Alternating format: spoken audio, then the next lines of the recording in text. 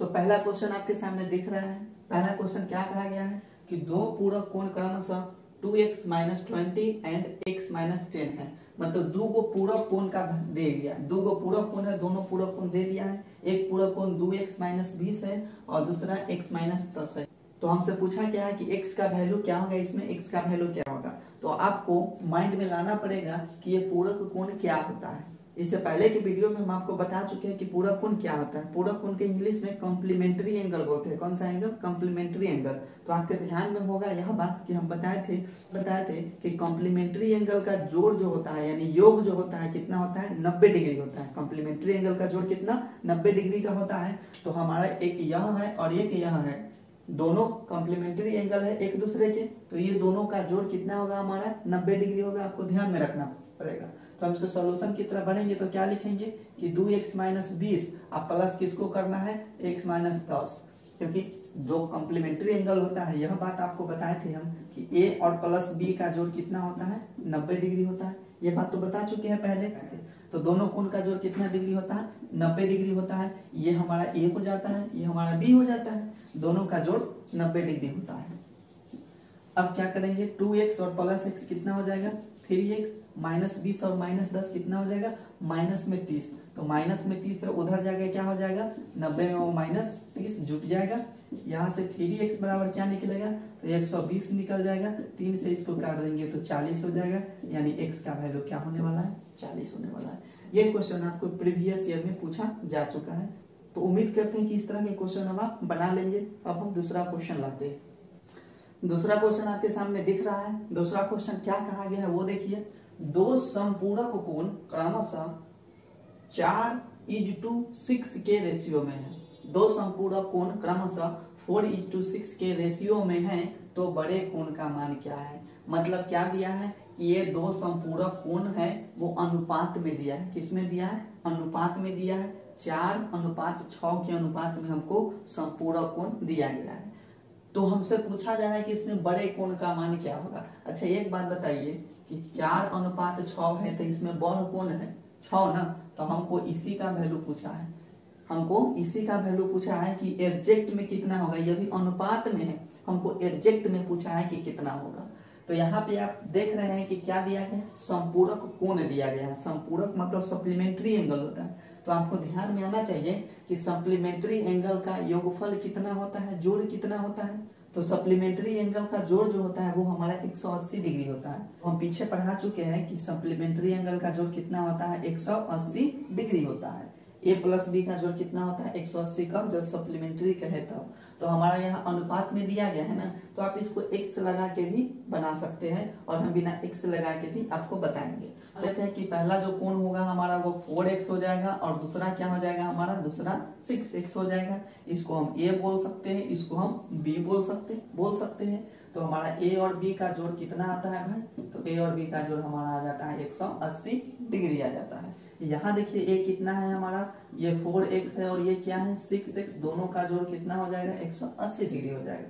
6 4 कितना हो जाएगा, 10x बराबर क्या हो जाएगा 180 डिग्री। इससे 1 0 कट जाएगा, मतलब x का वैल्यू क्या आ जाएगा 18 डिग्री आ जाएगा। तो आपसे पूछा क्या था, बड़े कोण का मान। तो बड़ा कोण को हम क्या ले लिए हैं, 6x ले लिए हैं, यानी सीधा कह देंगे 6 और x के जगह 18।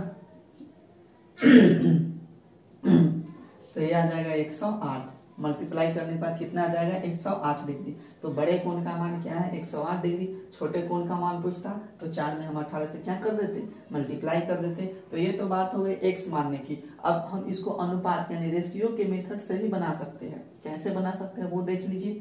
तो 4:6 के अनुपात में है ना, तो ये दोनों को जोड़िएगा तो कितना हो जाएगा अनुपात में, तो 4:6 कितना हो जाएगा, 4:6 अनुपात में हो जाएगा 10। तो ये दोनों को जोड़ दिए तो 10 आ गया, लेकिन रियलिटी में कितना होता है दोनों का जोड़, तो 180 ना होता है। तो इसके बराबर हम क्या लिख देंगे 180, 1 0 से 1 0 कट जाएगा। यानी कह सकते हैं कि अनुपात 1 का वैल्यू कितना आ गया 18 डिग्री ना आ गया। तो हमको कितना अनुपात का चाहिए था, अनुपात 6 का चाहिए था। तो अनुपात 6 बराबर क्या हो जाएगा 18 6 78, यानी ये 108 हो जाएगा। बात समझ गए। ऐसे भी हम निकाल सकते हैं रेशियो मेथड पर। देखिए नेक्स्ट क्वेश्चन हमारा थर्ड नंबर क्या है। तो थर्ड नंबर क्वेश्चन में कहता है कि दो संपूरक कोण क्रमशः a और b है। दो संपूरक कोण कौन है, a और b है। तथा a माइनस बी यानी दोनों संपूरक कोण का अंतर दिया है हमको 80 डिग्री। कितना दिया है? 80 डिग्री। तो a और b का वैल्यू क्या होगा वो बताना है सेपरेटली अलग अलग।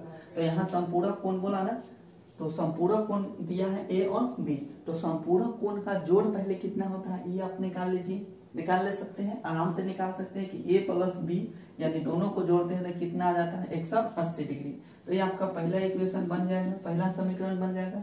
उधर से देखिए आपको क्या दिया है, a माइनस बी दिया है, तो हम इसके नीचे रख देते हैं a माइनस बी बराबर क्या हो जाएगा 80 डिग्री। ये दूसरा समीकरण हो गया। आपको समीकरण सॉल्व करने बहुत अच्छी तरह से आता है। हम इसको सॉल्व करेंगे, क्या हो जाएगा a प्लस बी और a माइनस बी कट जाएगा, a और a मिल के क्या हो जाएगा ये 2a हो जाएगा, और इधर ये क्या हो जाएगा, तो इधर आप इसको क्या कर दीजिएगा जोड़ दीजिएगा, तो कितना हो जाएगा ये 0 हो जाएगा, 6 हो जाएगा, कितना 260। तो ये हो गया 260 डिग्री। अब 2 से इसको काट दीजिएगा तो हो जाएगा ये 130 डिग्री, मतलब a का वैल्यू कितना मिल गया 130 डिग्री। अब यहाँ से भी बना सकते हैं, आप इस इक्वेशन से बना सकते हैं कि a माइनस बी बराबर है हमको 80 डिग्री। आपको किसका वैल्यू चाहिए? b का वैल्यू चाहिए। तो a में से हम 80 को घटा देंगे तो b उधर जाके क्या हो जाएगा प्लस में हो जाएगा।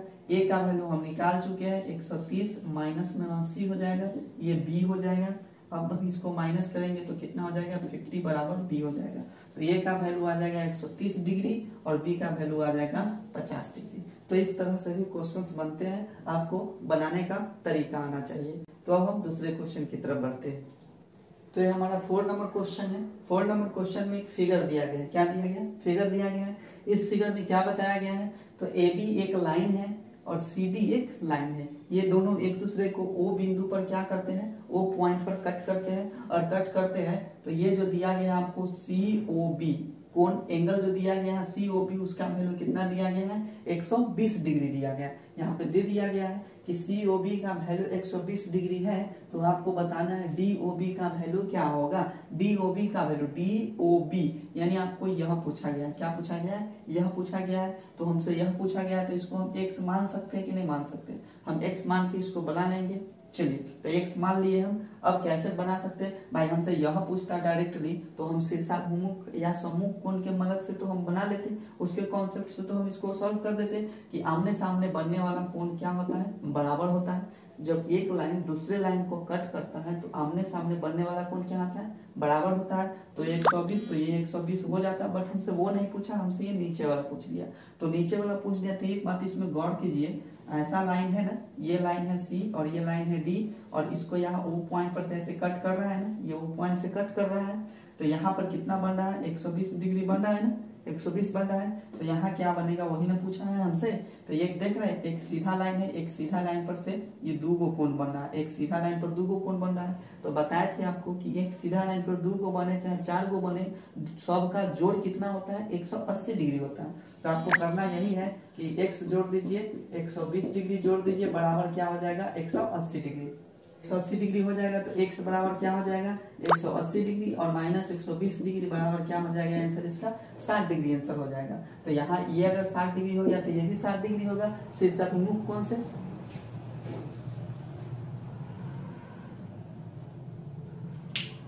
तो अगर इस तरह से आप लाइन्स एंड एंगल्स के विशेषताओं को ध्यान में रखते हैं कि यहाँ क्या विशेषताएं होती है, तो हम क्वेश्चंस को बहुत ही आसानी से बना लेते हैं। तो अब दूसरे क्वेश्चन की तरफ बढ़ते हैं। देखिए अगला क्वेश्चन आपके सामने दिख रहा है, बहुत ही आसान क्वेश्चन है।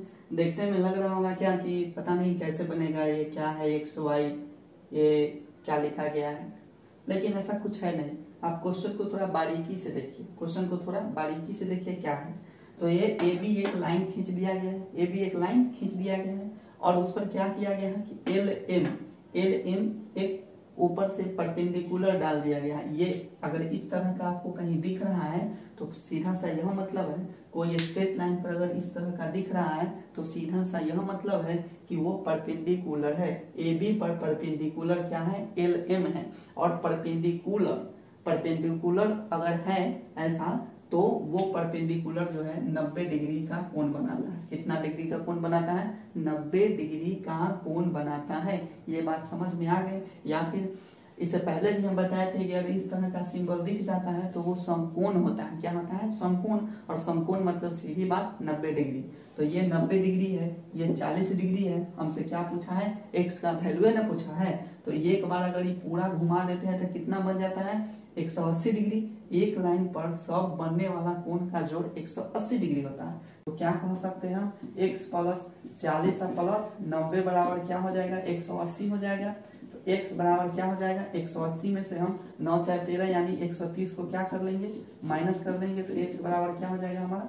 50 डिग्री हो जाएगा। मुँहे मुँहे भी इसको बना सकते थे कि अगर ये 90 डिग्री है तो ये कुल मिला के कितना हो जाएगा? 90 डिग्री ना होगा, क्योंकि ये 90 या ये 90 180। तो अगर ये दोनों मिला के 90 डिग्री है, ये 40 है, तो ये कितना हो जाएगा? 50 डिग्री। तो x का वैल्यू हमको निकल गया 50 डिग्री। y कितना होगा? तो ये तो आंख से भी देख के आप बता सकते हैं कि एक सीधा लाइन पर ये बन रहा है y।